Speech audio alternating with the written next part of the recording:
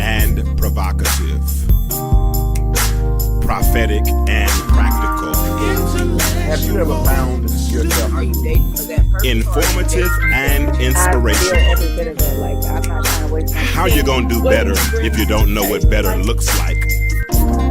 I do. Come on, let's talk about it with me, the mind massager.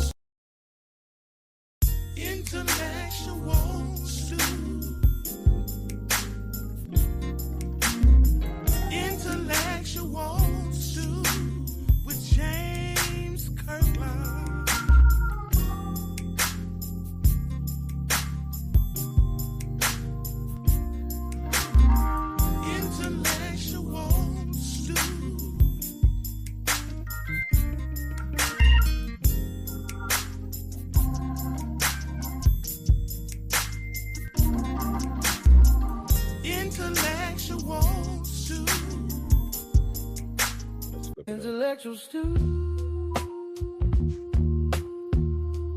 Oh, we're cooking something true. Intellectual stew. Real raw and relevant for you. With James Kirkland guiding through the deep, the light, the old, the new. Intellectual stew. Yeah, we're stirring up the view. Back one more time. I like that. Y'all like that? Yeah, I like it. Let me play it one more time. Oh, we're cooking something true. Intellectual stew. Real raw and relevant for you. With James Kirkland guiding through the deep, the light, the old, the new. Intellectual stew. Yeah. Do it one more time, then I gotta hear this. Stirring up the view. So I can rock to it for a minute. One more time, maybe two, but one more time, definitely. Intellectual stew. Oh, we're cooking something true. I can speak when you come in, do this, okay? I don't mind. I won't bite. Intellectual stew. Real raw and relevant for you. With James Kirkland guiding through the deep, the light, the old, the new. Intellectual stew. All right, I'm ready. Yeah, we're stirring up the view.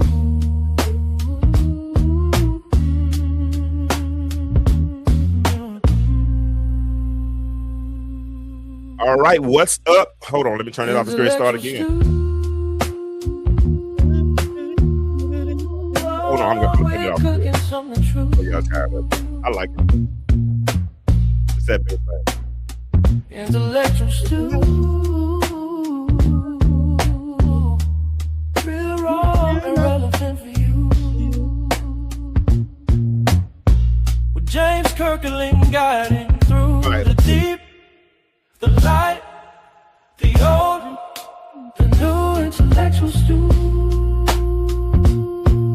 Yeah, we're stirring up the view.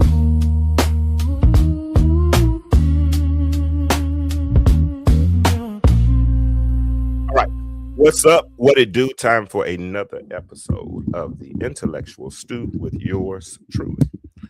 And it's your host, James K, aka the Mind Massager, and we are excited to be back to make your acquaintance once more again. We are preparing for March, and March is renewal month. And so as renewal, we're going to renew our minds as African American men, as men, as people, as individuals. We're going to renew our minds, and we're going to focus on positive mental health. That's what we are focusing on. And we're going to correct some erroneous misconceptions. We're going to suggest some new ideas, and we're going to deal with some things that probably a lot of us have never really dealt with growing up, because we developed certain attachment styles by the way we were raised, because we are the effects of what we have been exposed to and what we have embraced. So as you grow, as you know better, you start to do better. And so I'm on a journey. As you all know, I've been rocking this on the path to better. And a lot of you have been with me along this journey, and I appreciate you for being a part of my journey.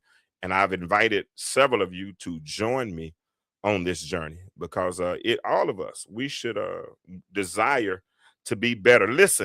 Uh, listen, the biggest room in any house is the room for improvement, right? And so that's what I've been on, is I've been on a journey trying to become the best version of myself. So today, as we prepare for Monday's podcast, where I have Dr. Evans and a couple of other guests on, and on that particular show, we're going to be discussing who told us we had to suffer in silence.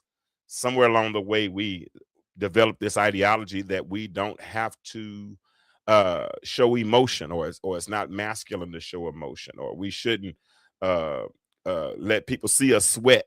But who made those rules? And so many times we ascribe to unwritten rules, and we make those a part of our life. Listen, if you if you participate in dysfunction long enough, dysfunction will look functional, right?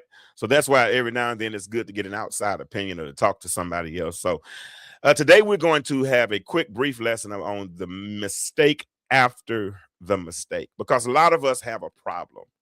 Truth be told, a lot of us, I know y'all don't, but I always point the finger at myself. A lot of us have a problem with moving on after a mistake. And maybe you don't. Maybe that's not your plight. Maybe you make your mistake. You say, "Oh well, I'm done with it. I'm gonna move on." Hey, it is what it is. That might be your testimony, but a lot of people, once they have made a mistake, it's hard for them to move on. But let me ask you this: have you ever done something you wish you could undo? Not illegal, not headline worthy, just something that sits with you.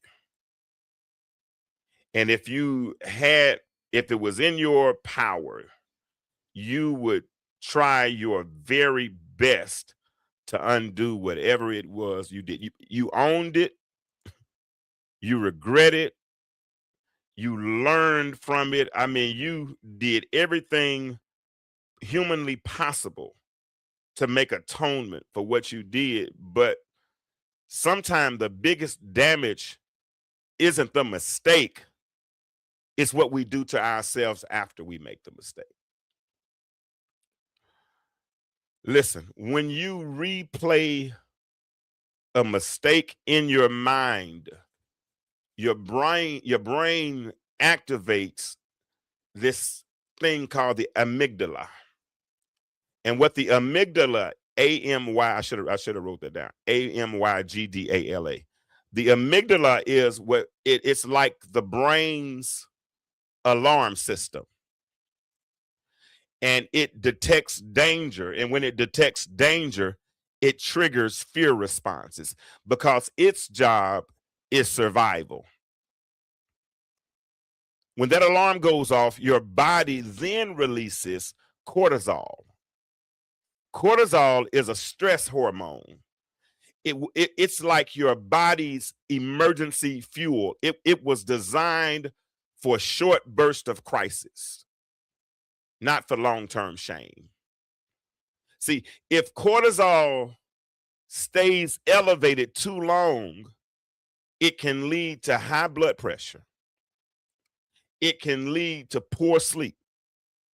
It can lead to fatigue and increased inflammation, which is the body's irritation response under stress.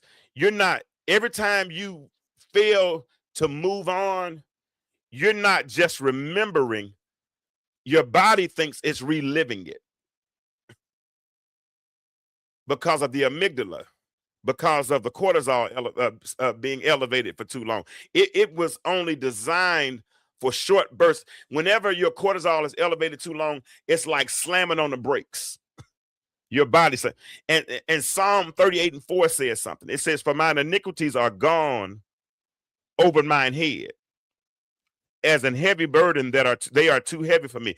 Even David described guilt as physical weight. He said, "My iniquity, the sin that I've done, it's gone over my head, and it's like it's a heavy burden." When we carry the sin of shame, when we fail to forgive ourselves, when we fail to move on, that's what we're doing to ourselves. So your nervous system, the body's communication network, controlling heart rate and tension, shifts into fight or flight mode. That is the alert stage that's designed for danger. But when you will not forgive yourself, you stay wired, your shoulders tighten, your jaws clench, and even small frustrations are amplified. After a mistake, the brain searches for meaning. If you do not define the lesson, then the mind creates its own identity. Instead of saying, "I made a bad decision," the brain starts saying, "I am a bad decision." Does that make sense? That is internalized shame. Shame says, there is something wrong with me. But guilt says, I did something wrong. But remember what Romans 8:1 says. Romans 8:1 says, it declares, there is therefore now no condemnation to them which are in Christ Jesus. Conviction corrects, condemnation imprisons. Consider Peter. Peter denied Jesus 3 times. That was the mistake. But John 21, Jesus restores him and recommissions him. Peter's failure was a moment. That was not his identity. Your failure was a moment. It's not your name. It's not your dreams. It's not your ambition. It's not who you were designed to be. It's not who God has called you to be. But sometimes what has to happen is your calling is waiting to connect with your character. And if there's a disconnect between your character and your calling, until they become connected, then it's hard to move forward in cohesion. And what ends up doing is you end up stuck in a grace gap, and you don't think you deserve. That's guilt. Statistics show men account for nearly 80% of suicides in the United States. 80%. 80%. Divorced and separated individuals face higher risk of depression. And many suppress pain instead of processing it. I'm going to tell you, I'm a witness. In 2017, after I went through my separation and then got to the divorce aspect of it, I was in isolation and I was depressed. I really was. Then not long after that, a couple of years after that, my mother-in-law passed away, whom I was real close to. Then after that, my mother passed away. Then my father had a heart attack, and we thought he would, but thankfully he's still here. I mean, it was just grief after grief after grief. It's one thing to move from be on rock bottom, but when you stay on to rebound from rock bottom, but when every rock is on the bottom and you're going from rock to rock, that does something to you. But those situations didn't define who I was. I was depressed, but the problem was I never ever processed the pain. I suppressed the pain because somewhere along the way I picked up this ideology that I didn't have to show. I could suffer in silence. Listen, when mistakes are not processed outwardly, they are processed inwardly. And inward processing without release becomes pressure. 2 Corinthians 7:10 says something. It says, for godly sorrow worketh repentance to salvation, not to be repented of, but the sorrow of the world worketh death. There is a sorrow that leadeth to growth, and then there's a sorrow that leads to death. Reflection asks this question: what did I learn? But rumination asks this question: why am I like this? Neuroscience shows repeated thoughts strengthen neural pathways, the brain's communication routes, right? The more you rehearse a thought, the easier it becomes to believe. So if you think bad thoughts about yourself, if you've not forgiven yourself after you've made the mistake, and instead of moving forward, you put up a mailbox somewhere that was never meant to be permanent, that was never meant for, somewhere that was never meant for you to take up residence. But for some reason, because you made a mistake, you apologized, you owned it, you nailed yourself to the cross. You did your best to make atonement, but in your mind, you really didn't forgive yourself because you parked right at that place and you put up a mailbox in a place that was never meant to be permanent. The first mistake was human. But here's the second mistake. The second mistake is refusing to live again. Self-forgiveness does not erase consequences. It just releases the condemnation. Oh, yes, it does. It doesn't erase the consequences. You deal with the consequences of your mistake. We're grown. We're grown men and grown women. We're accountable. If we make a mistake, we deal with the consequences of that. But when we forgive ourselves, now there's no more condemnation. I'm released because I did my part. If I meant it, if I was godly sorrowful, if I went to him and said, hey, listen, I apologize. My self-reflection, man, some of the things I did, even in marriage, I had to apologize because that was wrong. It was, and until I owned my mistake, so many of us have this, oh, well, mentality. We can wrong people. We can mistreat people and move on as though we've done nothing wrong. I can't do that. I can't look you in your face knowing I've done you wrong. I can't replace self-criticism with self-talk, with positive self-talk. Absolutely. Absolutely. And thank you, Bradley Spears. We're sitting here, a lot of us have made a mistake. But if we didn't believe the apology, then we'll continue to repeat the offense. And like I said earlier, the brain begins to go, our brains, whenever we get stuck in this attack mode, because the body begins to really, here it is, the body begins to really attack itself when it continues to relive something that it has been forgiven for. But when we don't forgive, we put our body in this suspended state that is in a fight or flight mode.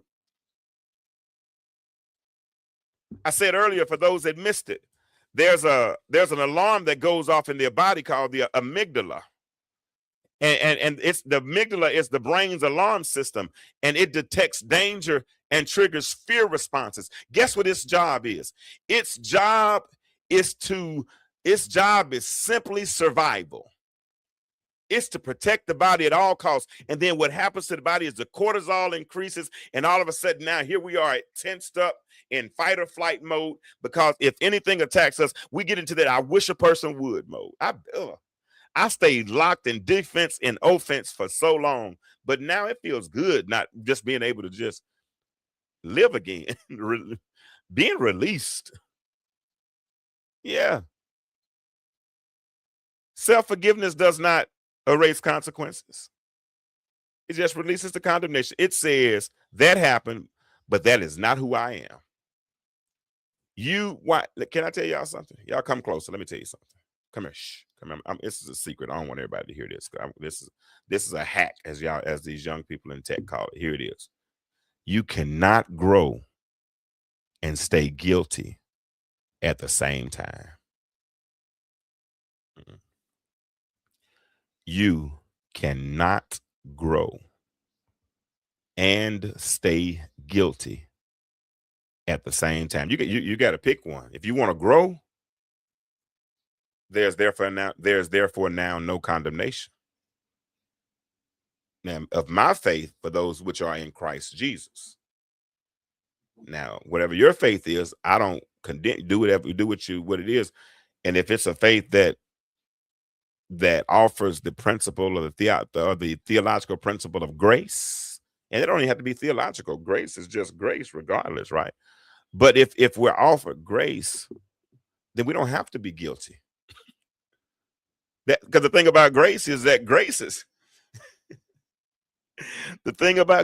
grace is free. Grace doesn't cost us a dime. By grace are we saved, not anything that we've done. Because if we could work our way to it, if we had the power to buy it or to barter for it, if we could do it, then all of us would start boasting because my grace would be better than your grace. No, grace is grace. And because we've been given grace, we don't have to be guilty.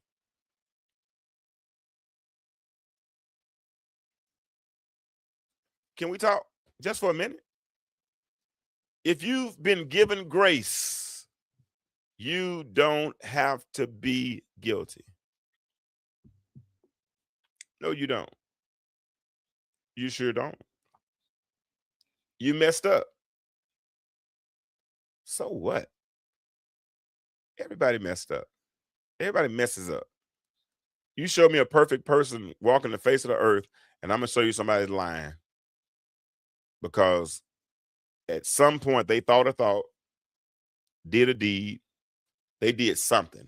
Because all have sinned and fallen short of the glory. I don't care who it is. All of us make mistakes. All of us. You messed up. So what? Now, no, I take that back. Let me rephrase that, because Bradley Spears, you helped me today. He said replace self-criticism with positive self-talk. So I'm not going to say you messed up, so what? Here it is. I'm going to say you messed up, now what? You made a mistake, now what? Because see, because after the mistake, the next move you make can be your best move. Talk good, Kirkland. I'll preach to myself. The next move you make can be your best move after the mistake, because that next move could determine your destiny. I don't even want to say destiny. It can definitely determine your direction.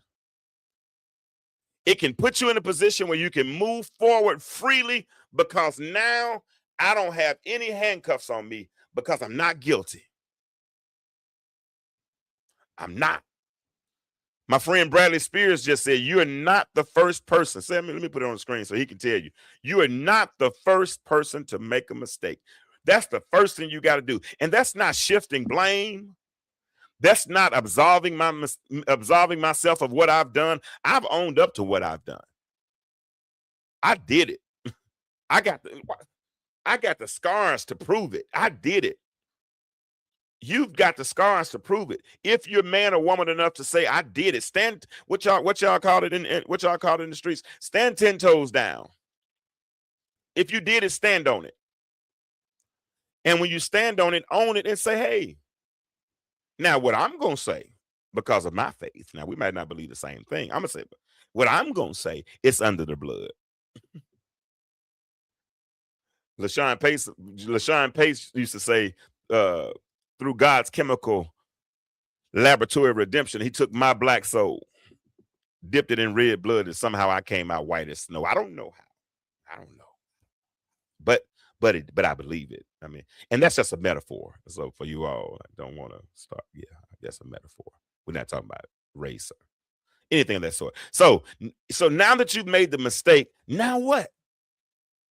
Because your next move is going to be your best move. Will it shape you? Or here's the question, or will it define you? Because growth, hear me, warriors, hear me, Stu Nation, hear me, Stu Crew. Because growth requires correction. Yes, it does. Growth requires correction, but it also requires release. Yeah. Growth requires correction, but it also requires release. You have got to forgive yourself. Remember, Romans 8:1, there is therefore now no condemnation to those. What that means is, listen, and I'll give it to you right quick, the grace gap, guilt, resentment. These are things that'll keep you in the grace gap or keep you from receiving grace or keep a gap between you and receiving the grace that is so freely been given unto you. Guilt, resentment, anxiety, condemnation, and ego. GRACE. Guilt, resentment. Intellectual stew.